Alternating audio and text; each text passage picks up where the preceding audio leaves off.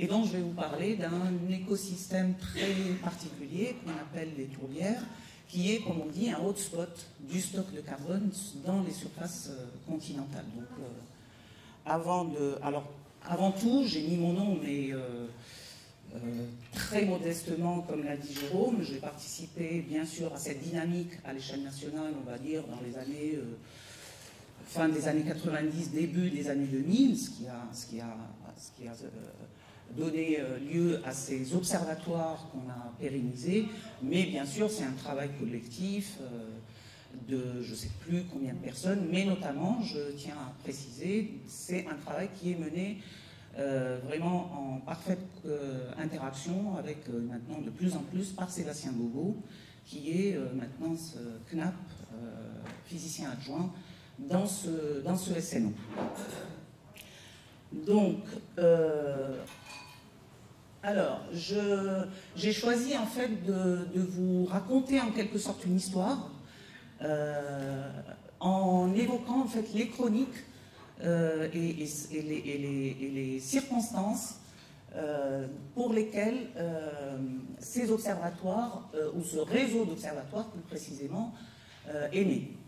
Donc je dirais que en 2008, un peu même avant 2008, en 2006, le projet majeur qui a conduit à mettre en place le premier observatoire tourbière est pérenne, et premier observatoire de cet écosystème tourbière en France, c'est le projet ANR Pitworm, comme son nom l'indique en français, tourbe et worm, chaleur, voilà.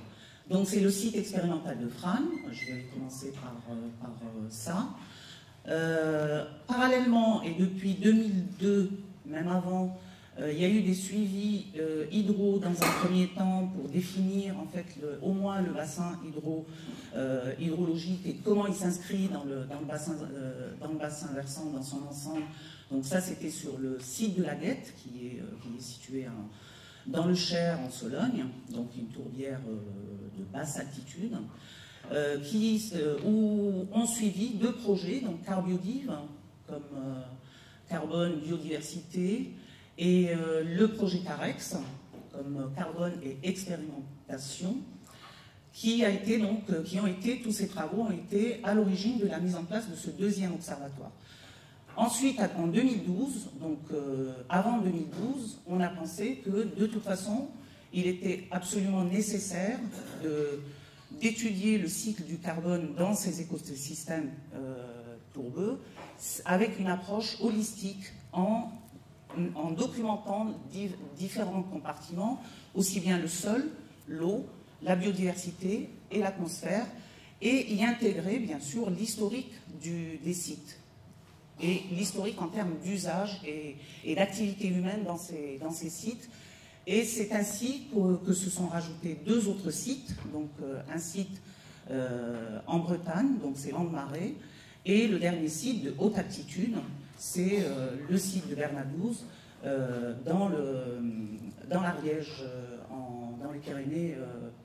dans les Pyrénées orientales. Et donc on a eu ainsi un gradient bioclimatique et des usages contrastés sur ces quatre sites, et c'est comme ça qu'est né le SNO Tourbière.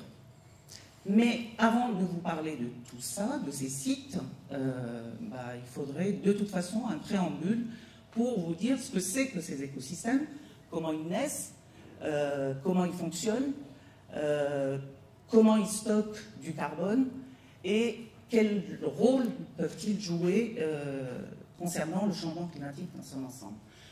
Donc je dirais que la première condition, il y a deux conditions qui prévalent pour la genèse d'une tourbière, c'est un bilan hydrique positif, précipitations qui doivent être supérieures à l'évapotranspiration. La deuxième condition, c'est une production végétale nette qui doit être supérieure à la décomposition de la matière organique. Donc tout ce qui est carbone photosynthétisé doit être supérieur au carbone qui est déduit de la décomposition de la matière organique. Et il existe donc un type de tourbière qu'on appelle tourbière de Aubarré ou tourbière bombée ou tourbière à sphène, qui naissent dans des conditions très spécifiques, à savoir une acidité du milieu végétation, et une oligotrophie, très peu d'éléments nutritifs. Et une végétation aussi très inféodée à ces milieux, que sont des mousses qu'on appelle les sphènes. Alors pourquoi on appelle la sphène, en fait c'est une plante ingénieure et c'est un acteur très important dans l'édification d'une tourbière pour,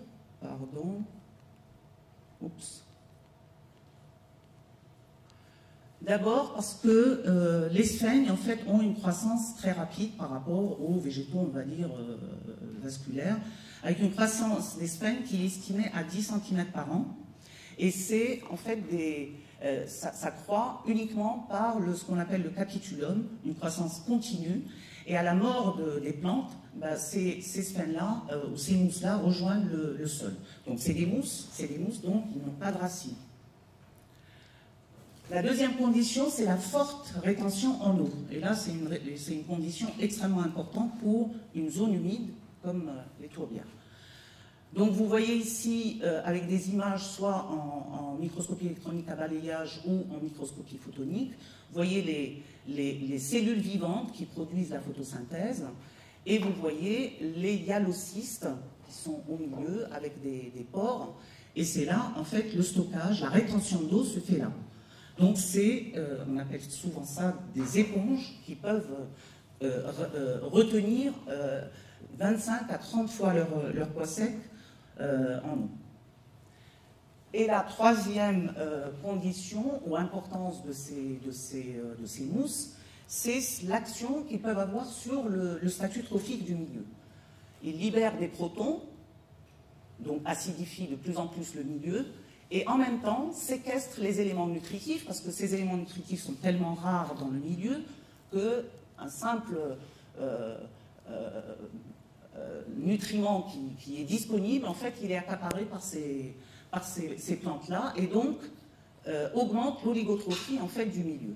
Et génère en plus des litières qui sont très peu décomposables, les substances polyphénoliques notamment, et donc contribue à l'accumulation de tourbes, et donc on estime à peu près, c'est très variable bien sûr, mais c'est une valeur moyenne, une accumulation de 1 mm par an, ce qui est différent bien sûr de la croissance des sphènes.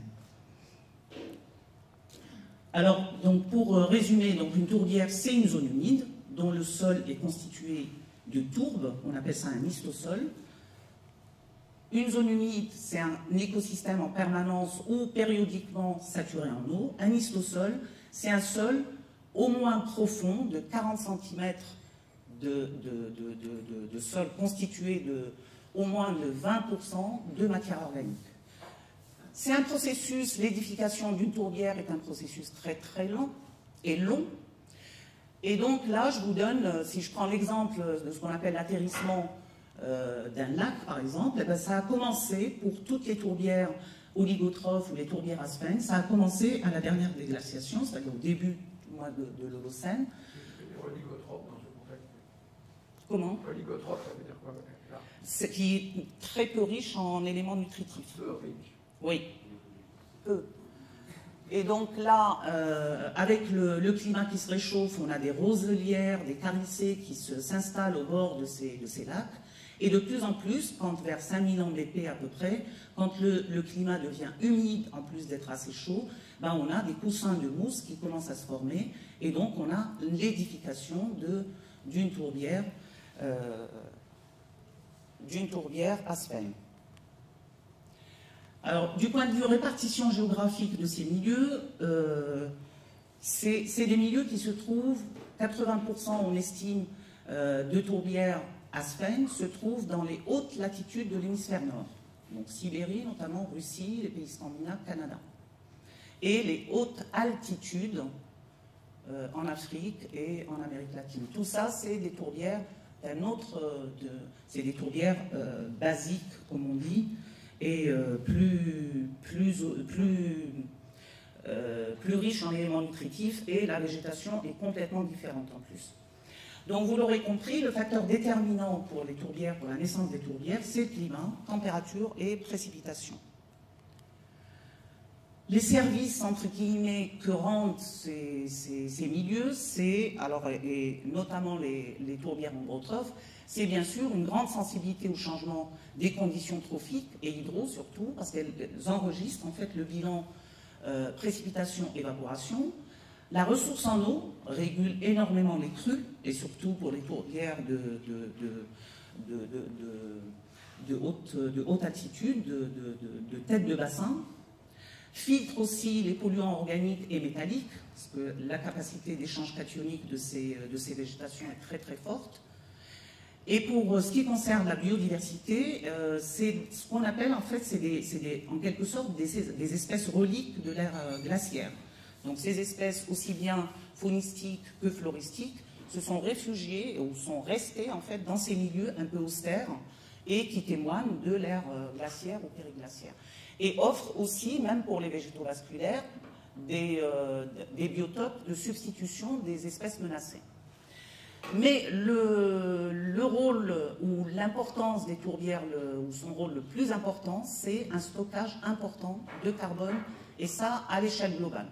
En effet, on donne toujours cette figure qui schématise bien le propos.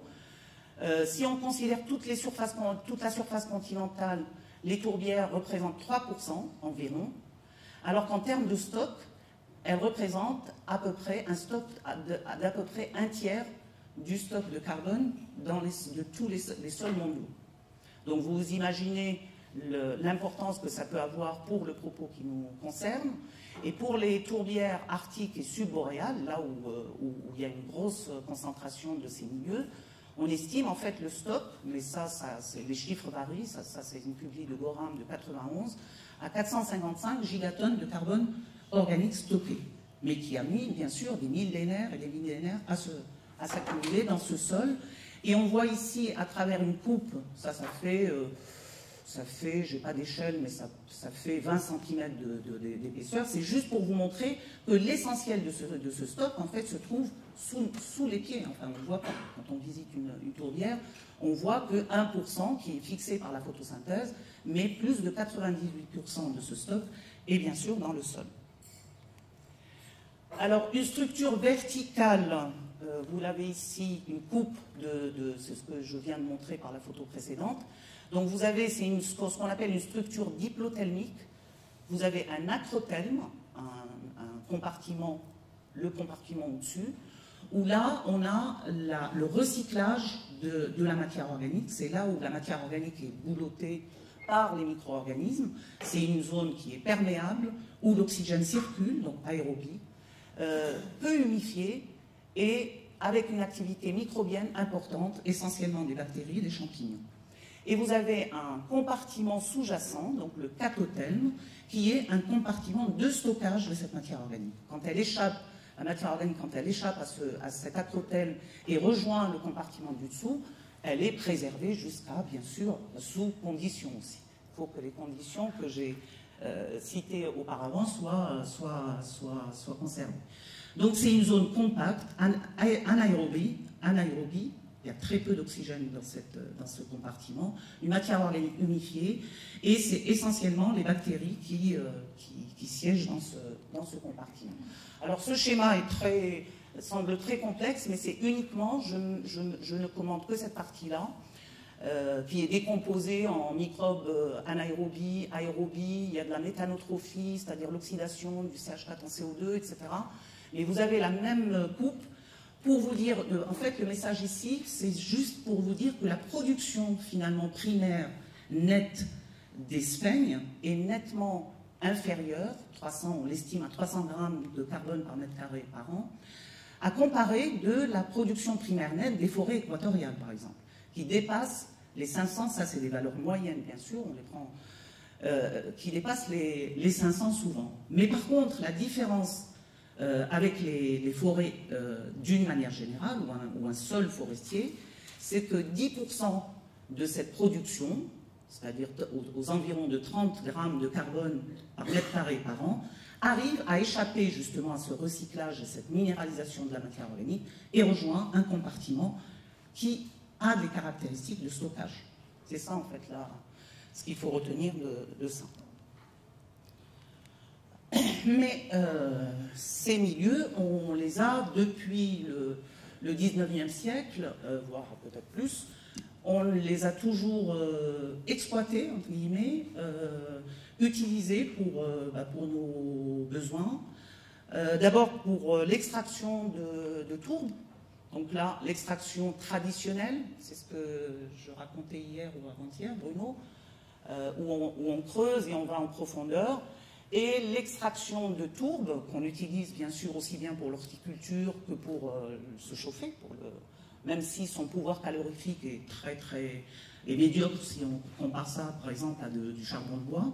Mais bon, dans les pays où on n'a pas d'autres moyens d'énergie, ben, on a toujours exploité les tourbières. Et après, avec la mécanisation, en fait, c'est le drainage, parce qu'avant de faire rentrer des machines dans ce milieu qui est gorgé d'eau, ben, on draine. On draine de grandes surfaces et on racle en fait les couches superficielles. Et là, bien sûr, le milieu est complètement perturbé. On aère le profil et donc on métabolise, on minéralise cette matière organique qui, la conséquence, c'est de grosses émissions de CO2. Le drainage, il y a le pâturage, il y a... voilà, en fait, on estime, il aurait été largué depuis le début du 19e siècle, oui, entre 6 000 et 7 000 millions de tonnes de carbone dans l'atmosphère suite aux différents usages de ces milieux. Alors, comment répondent les tourbières à ces perturbations, que ce soit un réchauffement, une hausse de CO2 atmosphérique, des dépôts d'azote atmosphérique, un apport de nutriments, un drainage. En fait, c'est ce qu'on appelle, enfin, je fais référence ici aux rétroactions. On parle de rétroaction positive dans le cas où un fonctionnement, entre guillemets, naturel qui fait que la photosynthèse prime sur la respiration, et même si on a un fort dégagement de CH4, donc dans ce cas, on estime en fait l'absorption de carbone par la végétation et par le système à 0,1 gigatonnes de carbone par an, mais les tourbières dans leur ensemble restent quand même des sources de méthane. Et sous forçage climatique, notamment un réchauffement, eh ben, on a d'une part, c'est ça le dilemme en quelque sorte, et ça c'est la rétroaction positive, on a d'une part l'augmentation de l'activité microbienne, une forte donc décomposition de la matière organique et un fort dégagement du CO2 de par la respiration, notamment la respiration hétérotrophe, c'est-à-dire du sol.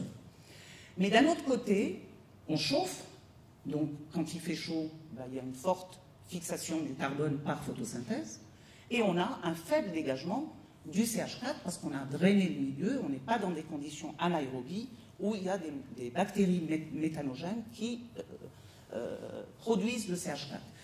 Le tout, c'est de faire le bilan de carbone entre ces deux réponses, en quelque sorte, antagonistes. Et c'est en fait ce qui... oui, il y a aussi ça. Se rajoute à ça, comme je vous le montrais dans la diapo d'avant, ben, les tourbières Aspen se situent dans les hautes latitudes de l'hémisphère nord, là où justement la température moyenne de surface attendue pour la fin du 19e siècle et 21e siècle, pardon, est la plus forte. Et donc le tout, c'est de voir, notamment parce que ces rétroactions tourbières entre tourbières et climat, elles ne sont pas prises jusqu'à présent prises en compte dans les modèles globaux de prévision climatique. Et donc la question qui a animé le groupe, je dirais, tourbière en France, en Suisse ou ailleurs, c'est surtout de savoir l'impact du bilan de carbone des tourbières sur le changement climatique et inversement l'effet du changement global sur la dynamique du carbone des tourbières. Donc pour ce qui concerne la première question, on n'y est pas encore parce qu'on est loin d'avoir estimé un bilan de carbone à l'échelle globale de ces milieux, Mais par contre, toute la communauté en fait, scientifique est surtout animée par la deuxième question. Et donc, ça revient à étudier la dynamique de la matière organique dans les tourbières, enfin, ce qu'on a fait dans le groupe SNO Tourbières, sous le forçage de facteurs aussi bien abiotiques que biotiques, que ça soit naturel, c'est-à-dire en observant le milieu et en suivant certaines variables, ou avec des dispositifs simulés. Et c'est, en fait, voilà, donc c'est deux facteurs, parmi les facteurs contrôlants qu'on a étudiés, c'est en premier la hausse de température. Et là, la question posée était d'évaluer l'impact d'un réchauffement climatique simulé in situ sur le terrain sur la fonction puits de carbone des tourbières. Et le deuxième cas que je vais présenter par la suite, c'est concernant le changement de communauté végétale suite à un drainage.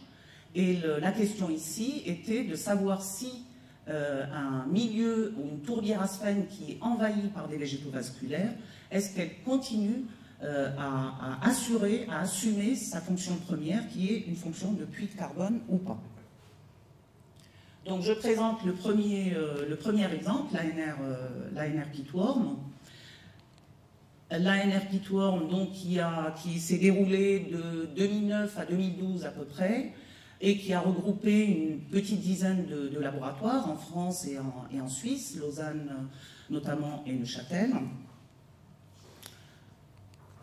Et donc ici, les objectifs étaient d'évaluer cet impact, l'impact de ce réchauffement climatique simulé in situ, sur, je dirais, les différents compartiments du système, à savoir le compartiment atmosphère, proche, avec les flux de CH4 et de CO2, les groupements fonctionnels de la végétation, en relation avec les interactions aussi plantes, microbes et macrophones, au travers des transferts de carbone et nutriments, la diversité et l'activité des communautés microbiennes, donc c'est toute la boucle microbienne en fait qui est concernée, et la dynamique de la matière organique labile et récalcitrante, c'est-à-dire la matière organique labile qui est facilement boulottable, si je puis dire, par les micro-organismes, et celle qui est plus résistante. Et donc le but, c'était d'arriver à un modèle biogéochimique du carbone couplé au cycle notamment de l'azote et du soufre, et d'autre part, calibrer ce qu'on appelle des proxys de température et d'humidité, on n'y est pas arrivé pour l'humidité, pour reconstituer quantitativement, en appliquant ces proxys qui sont calibrés sur l'actuel, donc les appliquer sur une carotte de tourbe qu'on a extrait du site et qui fait 4,50 m ou 5 mètres, on n'est pas arrivé bien sûr au substrat, et reconstituer donc quantitativement la variabilité du climat au cours de cette période.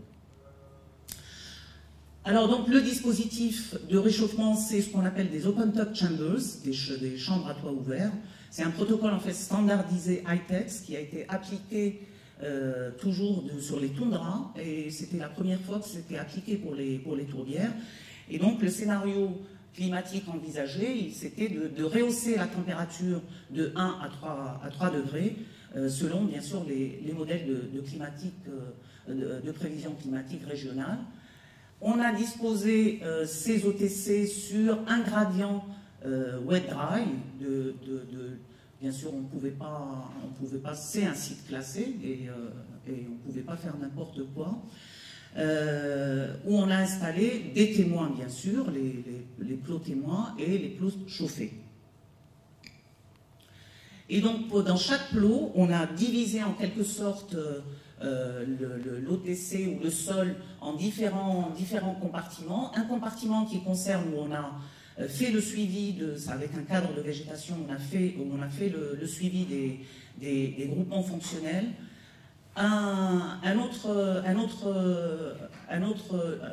emplacement où on a mis les anneaux pour les mesures de CO2 et CH4. On a bien sûr installé des piézomètres à 3 profondeurs différentes, moins 15, moins 25 et moins 40. Et bien sûr, des thermocouples. Alors je passe là. Les thermocouples à plus 10, juste à la surface, moins 7 moins 20 et moins 50 pour mesurer la température, parce que c'est ça qui nous concernait en premier. Et puis, bien sûr, des capteurs de pression, en dehors de l'OTC ou juste sur le côté, les carottages de tourbes, etc. Du point de vue du résultat quant au réchauffement de l'air à plus 10 cm, ben, il s'avère que c'est entre 2009 et 2011, on a effectivement un réchauffement de l'air moyen, enfin une température moyenne de plus 1 degré dans les OTC par rapport au contrôle, et avec une différence de température max qui pouvait atteindre 3 degrés.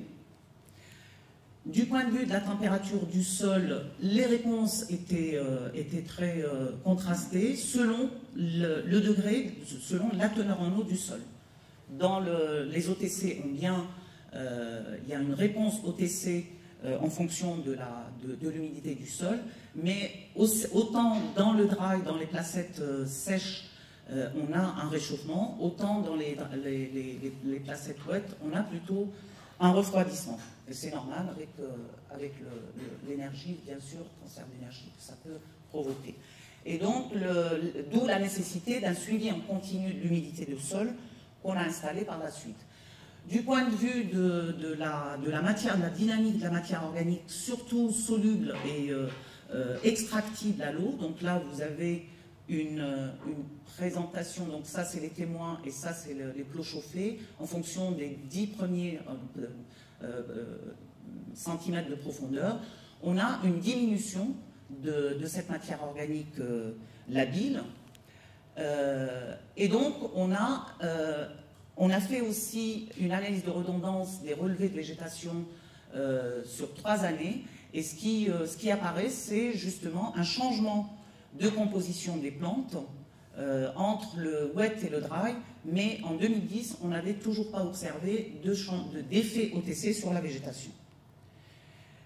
Et donc, l'hypothèse qu'on avait émise, c'était une décomposition plus importante, qui est vérifiée par le suivi mensuel de ces composés phénoliques hydrosolubles, ce que je vous disais, ce que sécrètent en fait les sphènes.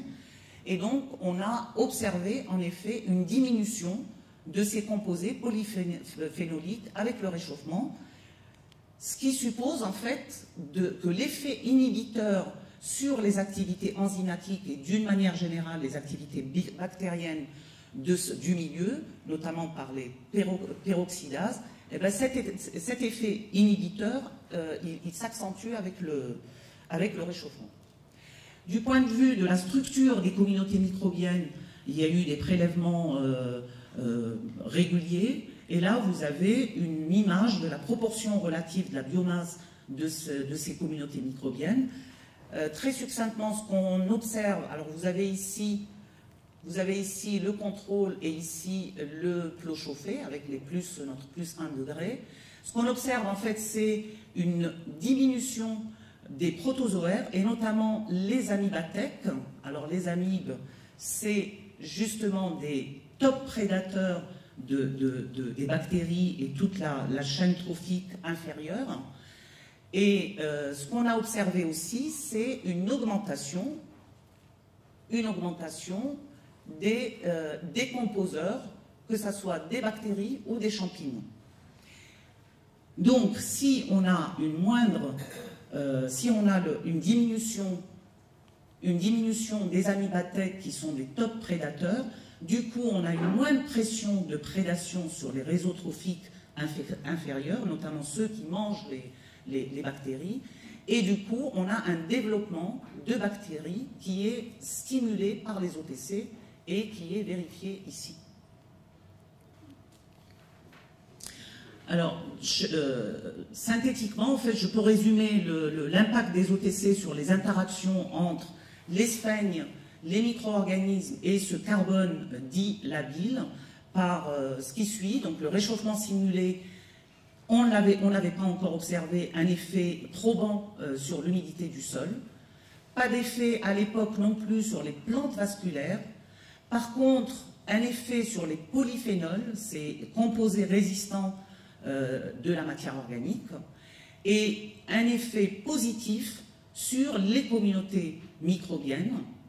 et donc sur la respiration hétérotrophe, comme il y a des microbes donc, qui respirent, et donc sur le relargage de CO2.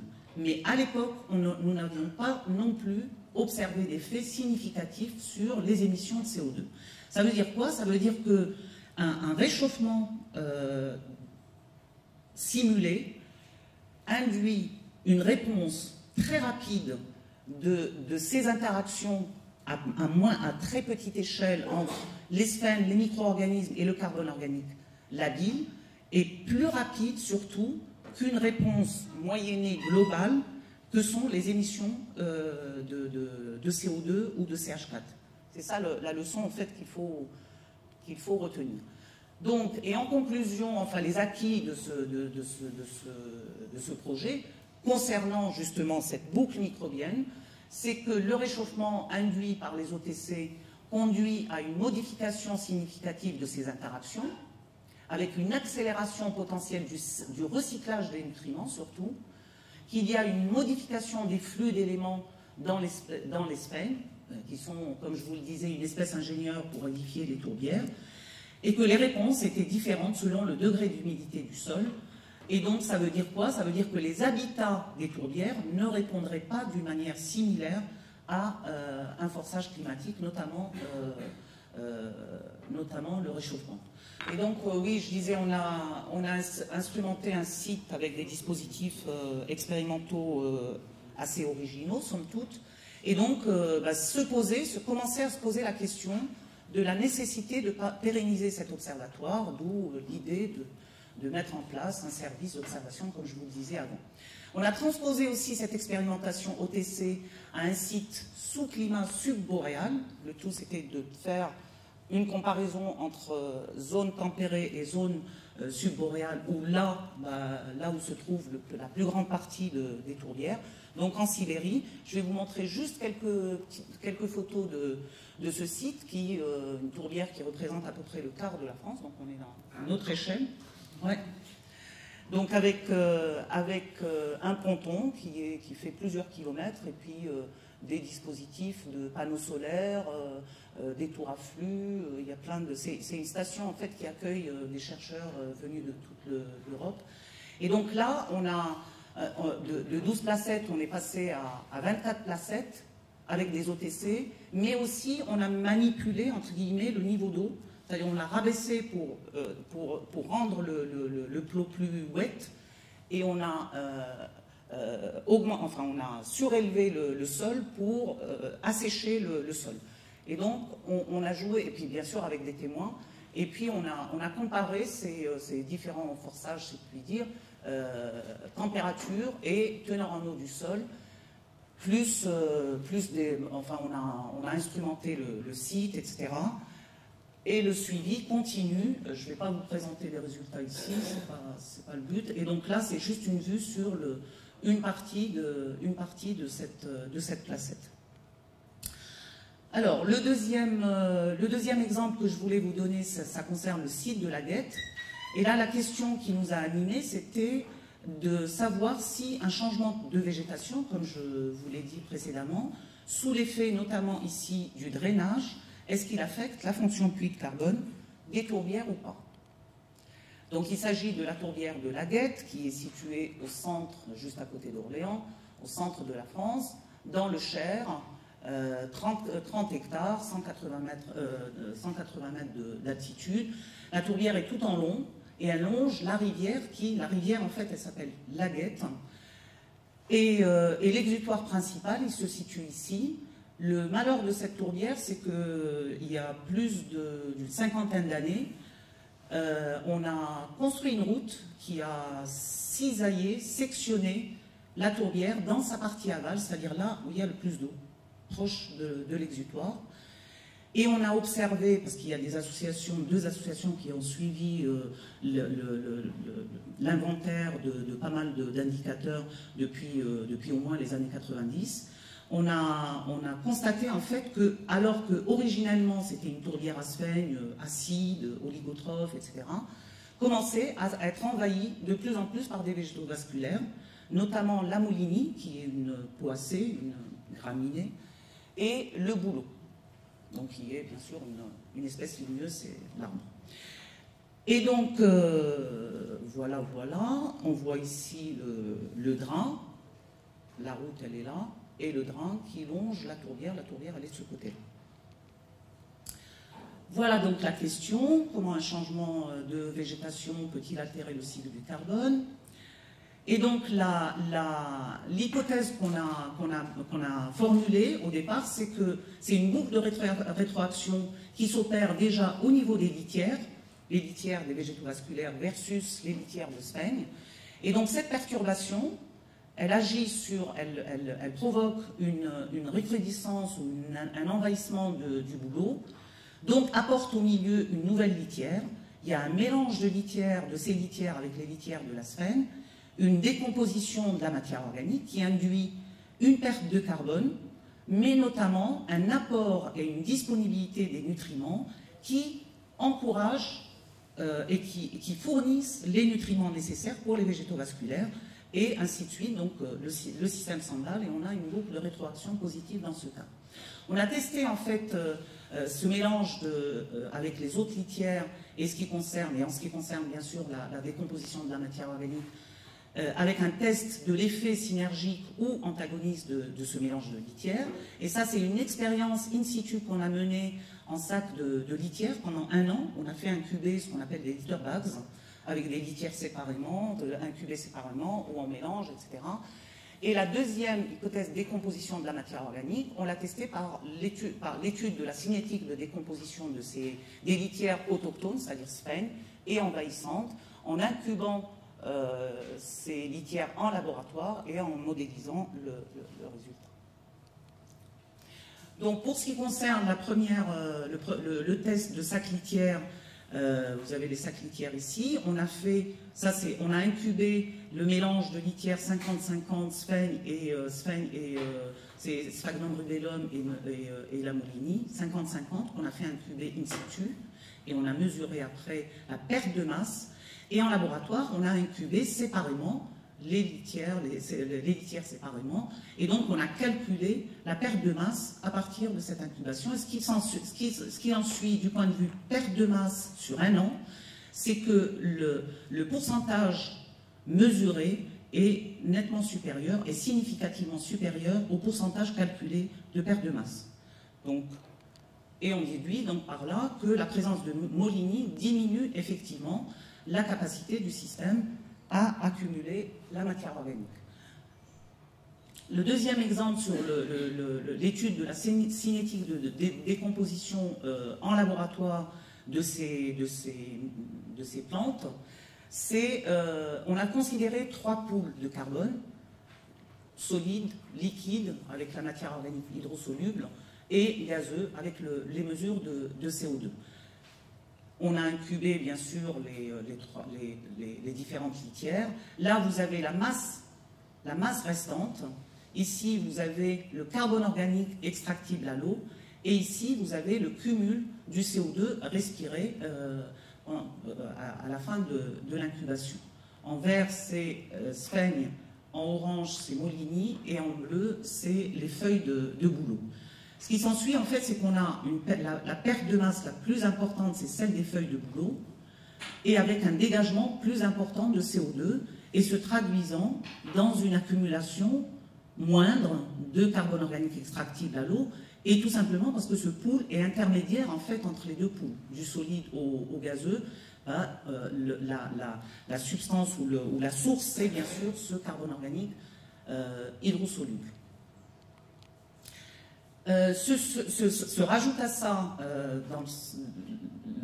les litières de bouleau sont plus riches en azote, et donc avec un taux de décomposition le plus fort, comme on vient de le voir, suit en fait cette fameuse rétroaction positive, donc modification du cycle de l'azote et promotion de nouveau du bouleau. En conclusion, donc, on peut dire que le changement de végétation, couplé bien sûr à ce drainage et à l'augmentation aussi de température, diminue la présence des sphaignes, augmente leur dégradation, fournit une litière plus riche en éléments minéraux et modifie la chimie de l'eau et l'hydrologie du site. Quid de l'augmentation des flux de carbone dans l'atmosphère et la baisse de la capacité vraiment du système à accumuler la matière organique? C'est là où on a commencé à mesurer, à faire des mesures d'émissions de CO2, de CH4, mais aussi estimer les flux de carbone organique dissous. Donc ça a fait l'objet de la thèse de Benoît Angelo, qui a fait le suivi, essentiellement bien sûr avec des chambres statiques et des mesures manuelles, entre 2013 et 2014, sur 2 ans, avec une répartition d'une trentaine, je crois, de chambres statiques sur tout l'écosystème, sur toute la surface de la tourbière, avec une répartition semi-aléatoire, et donc a réussi à faire le bilan de carbone, avec ici vous avez les émissions de CO2, enfin la production primaire nette, ici vous avez la respiration, et ici vous avez le dégagement de CH4, et donc le bilan donne 220 grammes de carbone par mètre carré et par an. Ça veut dire que la tourbière de la Guette, elle fonctionne en source de carbone, c'est-à-dire qu'il y a plus de carbone qui s'échappe vers l'atmosphère que du carbone qui est fixé par la photosynthèse. Le suivi, bien sûr, de ces émissions et de ce bilan de carbone et ces émissions de carbone gazeux et dissous ont continué et continuent toujours. Se poser par la suite, quid de la restauration hydrologique, c'est-à-dire comment, en réhumectant le sol, est-ce que cela peut-il inverser cette fonction puits de carbone ou pas? Et c'est comme ça qu'on a envisagé de faire des travaux, mais avant les travaux, le suivi hydrologique depuis un certain nombre d'années a montré que le site avait en fait 2 sous-systèmes hydrologiques. Vous vous rappelez de l'exutoire ici, ça c'est la partie aval, et il y a un autre petit exutoire vers là, et avec un sous-système amont qui est plus sec, la nappe d'eau a une profondeur plus forte, et un système aval qui est plus humide. On a fait les travaux de restauration en janvier 2014, et on a installé 2 stations expérimentales au printemps qui a suivi. Donc les travaux ont consisté à bloquer d'abord les drains. Là où vous reconnaissez la route, le drain. Donc bloquer le drain, mais l'eau de toute façon, on ne peut pas empêcher l'eau de passer.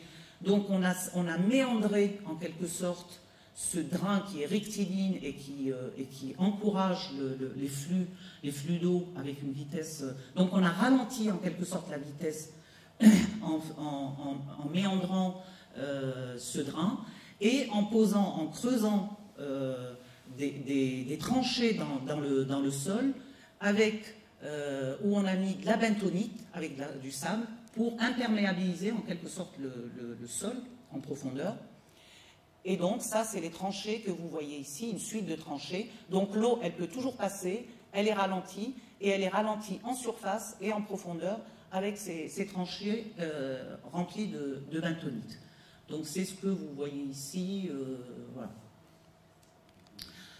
Les stations expérimentales ont consisté en fait à étrépper, c'est-à-dire enlever la partie supérieure de la végétation et les premiers centimètres du sol. Donc on met le sol à nu, et il est connu par les écologues notamment que à rajeunir entre guillemets une tourbière qui a subi, en plus qui s'est minéralisée, etc., la rajeunir et l'étrépper, ça favorise en fait sa régénération. Et donc c'est ce qu'on a fait, on a étrépé le sol, donc c'est ce que vous avez ici, bare pit, bare, et on a ensemencé, on a aidé en quelque sorte la nature à retrouver sa santé, si je puis dire, en s'aidant bien sûr de la réhumectation du sol, par les travaux qui ont été faits. Donc on réhumecte le sol, on étrèpe et on ensemence des sphènes. Et donc c'est en gros ce qu'on a fait avec bien sûr dans chaque station 3 traitements, contrôle, station étrépée et station ensemencée avec des sphaignes, et bien sûr dans chaque traitement avec 4 réplicas. Et donc, dans chaque... là, je passe les détails, c'est à peu près comme Pitworm. On a mesuré les émissions de CO2 CH4, l'hydro, le niveau de nappe et la chimie de l'eau, la végétation avec ce cadre gradué, etc. Et donc, on a aussi suivi, en fait, les odonates, les libellules aussi, qui sont des bons indicateurs de milieux humides. Ce qu'on a observé en fait, c'est que l'effet des travaux sur les niveaux d'eau, alors vous avez tout ce qui est avant 2014, vous l'avez ici, là vous avez le niveau estimé dans les piézos qui ont été impactés par les travaux, et ici, c'est-à-dire ici vous avez l'aval, pardon, et ici vous avez l'amont. Et donc on constate que après les travaux de restauration, en fait, les travaux ont augmenté considérablement, enfin surtout significativement, le temps de résidence de l'eau dans la tourbière, dans le sens où on a un niveau qui augmente, un niveau d'eau qui augmente. Vous avez ici les chroniques, donc depuis juin 2008 à maintenant. Et donc là, vous avez la marque, par exemple, le fossé de drainage a été récuré début ou mi-2009. Donc il s'en est suivi tout de suite une baisse du niveau de l'eau dans les piézos, dans la tourbière. Et en fait, ceci a mis 5 ans, ça a mis 5 ans pour que le niveau d'eau retrouve son niveau d'avant le curage de ce fossé de drainage. Ici, vous avez bien sûr la marque des événements extrêmes, notamment la grosse sécheresse de juin 2019, et le suivi bien sûr de la profondeur de la nappe d'eau, et continue à être suivi. Du point de vue de la végétation, on a remarqué en fait ici, c'est avant travaux et ici après travaux, on a de nouveau un envahissement très rapide des placettes rajeunies après trépage et ensemencement de sphaignes. D'abord avec l'Hérioforum, qui est une espèce inféodée aussi au milieu tourbeux, et des sphaignes. Vous l'avez ici. Et donc on peut considérer que du point de vue du retour d'une végétation inféodée à ces milieux, ben, ma foi, il y a quand même une réussite. Ici, vous avez le pourcentage de recouvrement dans les placettes qui ont été suivies, où les odonates ont été suivis. Et de nouveau, vous avez ici les travaux qui ont été faits en 2014, où ces indicateurs de zones humides avaient complètement déserté le milieu. On a de nouveau une explosion, même si après, bien sûr, il y a des variations, mais on est à un niveau d'odonate aussi bien au niveau des exuvies qu'au niveau des organismes adultes, qui est revenu quasi instantanément, c'est-à-dire l'année d'après, sur le site. Et bien sûr, vous avez ici l'impact de la sécheresse 2019, de nouveau marquée par ces odonates. Et quid donc des émissions de CO2? Eh ben, ma foi, la guette continue toujours à être une source de dioxyde de carbone, des émissions de CO2, et l'effet de la restauration hydrologique sur ces émissions on ne l'a pas encore vu. Donc c'est une tourbière qui continue encore à... Vous avez ici le cumul annuel de la NE, l'échange net de l'écosystème. Donc voilà, sinon là c'est juste pour vous montrer l'instrumentation à l'heure actuelle de ce site, qui devient un laboratoire en quelque sorte à ciel ouvert. On se demande des fois si on ne perturbe pas plus en installant nos dispositifs qui deviennent de plus en plus nombreux. Donc il y a 6 piézomètres, 2 stations météo, sol, la tour d'édicovariance, 2 stations hydro dans les cours d'eau qui jouxtent la tourbière, les échantillonnages mensuels pour l'hydrochimie, carbone organique dissous, les majeurs, la physico-chimie, des piézos en amont et en aval, etc. Donc voilà. Et donc, je ne sais pas où j'en suis du point de vue temps, mais je voulais dire... Ok, donc j'ai encore 10 minutes à peu près. Donc j'en viens au réseau des 4 sites instrumentés et au SNO Tourbière, avec ce que je disais tout à l'heure, avec cette approche holistique, prospecter et documenter les différents compartiments. Et voilà, donc c'est comme ça qu'est né le Service national d'observation Tourbière, avec 4 sites différents. Et là, le but, en fait, l'approche, si je puis dire, générale qui est menée dans ce SNO, c'est vraiment l'étude des interactions entre flux entre flux et bilan de gaz à effet de serre, comment les interactions avec les forçages climatiques et anthropiques et les interactions aussi avec les processus biogéochimiques fins qui se passent dans le milieu. Et l'approche, bien sûr, c'est l'approche classique, c'est l'observation, le suivi spatio-temporel, non seulement des flux, mais des variables qui expliquent ces flux, l'expérimentation, comme je vous l'ai montré, avec un contrôle des facteurs forçants, soit température avec les OTC, humidité du sol avec une manipulation de l'humidité du sol et une modélisation des bilans, revenir ensuite, une itération vers l'observation terrain. La démarche est pluri-échelle, comme je vous disais, on part des processus, c'est ce que je vous ai montré aujourd'hui en fait. En gros, c'est ce que je vous ai montré, c'est à cette échelle-là, vraiment l'échelle locale, et quels sont les processus qui sont à l'origine de la production de ces GES et du stockage de carbone, et les mécanismes clés impliqués dans un changement de biodiversité. On peut partir de cette échelle qui est très locale à une échelle, on va dire, de profil de tourbe, où on observe la variabilité spatio-temporelle. Une fois qu'on établit notre bilan, puis ou source dans chacun des systèmes, et on est là à l'échelle de l'écosystème, on compare entre les sites du SNO, qui subissent différents forçages, climatiques notamment, et ensuite à une échelle beaucoup plus globale, au niveau d'un réseau de sites européens, avec la comparaison des bilans de carbone entre les zones tempérées et les zones subboréales, d'où la comparaison et la collaboration avec le site de Mukrino en Sibérie et avec un autre site en Pologne, le site de Ligny. Et donc ces 4 sites, je vous ai parlé de Fran au départ, donc une tourbière de moyenne montagne, donc l'altitude est là. On a un gradient altitudinal qui va de 150 mètres, c'est Landmaré, donc en Bretagne.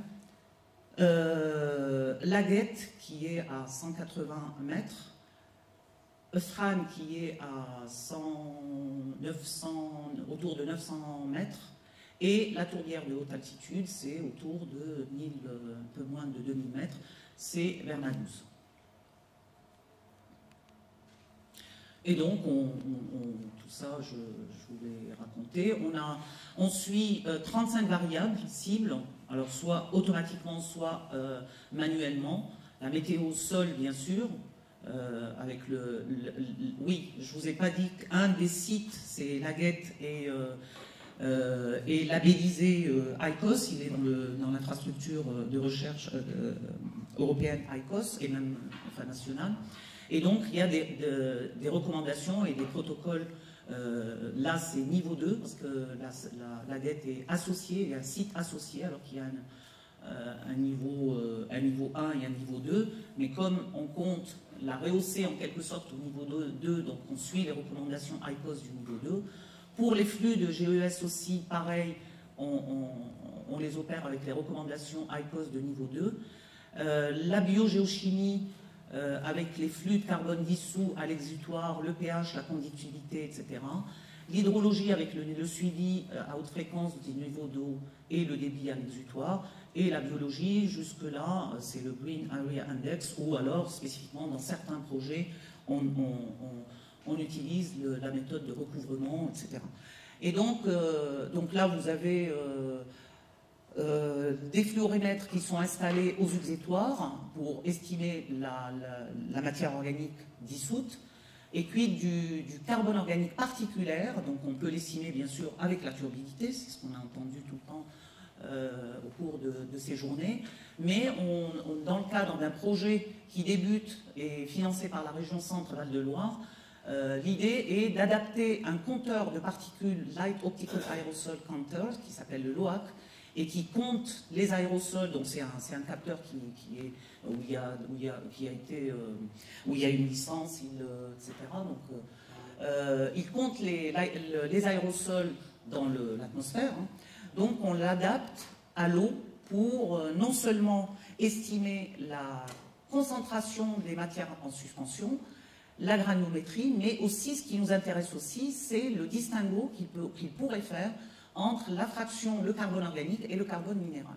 Donc c'est un projet qui commence, et c'est Jean-Sébastien Moquet qui en est responsable.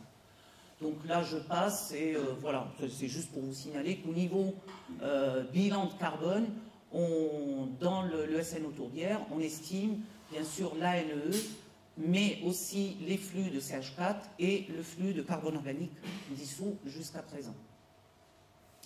On a installé sur les 4 sites,